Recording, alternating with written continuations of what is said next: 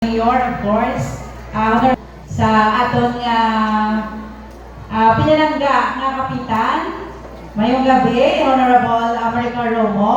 Of course, a very energetic and creative na walang pahingang chairman ng Barangay Nayon, the Honorable Romar Nava, mayong gabi. Of course, sa mga kagawad, sa SK Kagawad Mano, sa tanan nga ari diri Subong, barangay volunteers of course, sa atong mga board of judges who will play the crucial part sa sininga gabi, no? Mayong gabi sa inyo.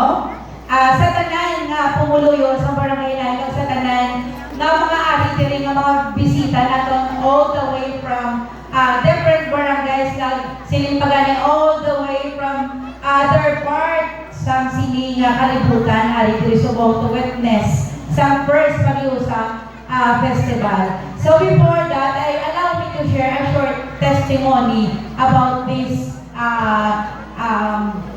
music, no? When Chairman Mara ginsendiya ang music sini, no? So nagprank ako sa iya pagkabati ko silikudang teary-eyed ko, no? Sa totoo, dasin ka lumaw akong mata. Sa lyrics, sa pagmensahe, sa sini nga music festival, no? So, hindi malipot sa aton, I've been leading this barangay for almost 13 years.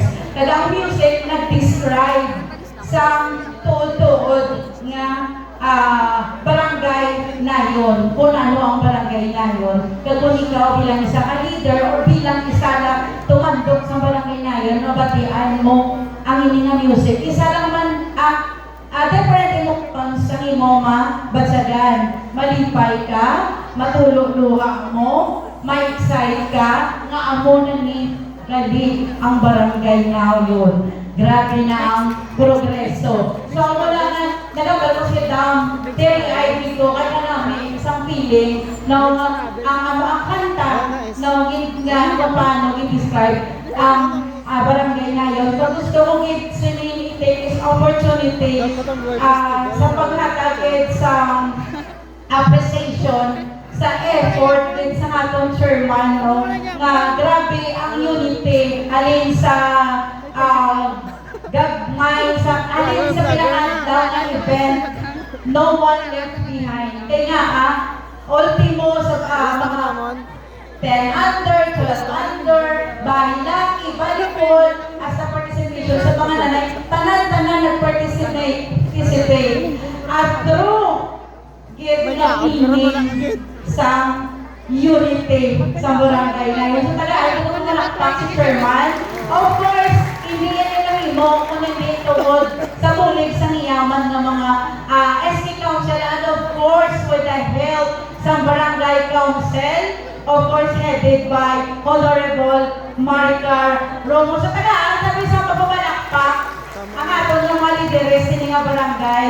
So, ako bilang representative sa LGU, no, bilang maghatag sa message of support in behalf sa aton na pinalangga ang mayor at pinalangga ang vice mayor, kami sa LGU padayon gid nga mga suporta sa kada barangay. So isa lang gid ang ako mabilin before I end this. No matter what the outcome or the result with this competition, win or loss, tagal Nayon kaya gyapon natin at padayon barangay Nayon, waay sa mga lain buot, at the end of the day, we are Barangay Nayon. Ang isa ka barangay na gamay na dapat i-proud sa Banuasang San Enrique. Kaya ang unity, gamay na barangay, pero ang unity arakin. So, palakpakan atong nagsa o balinong Tagalayon.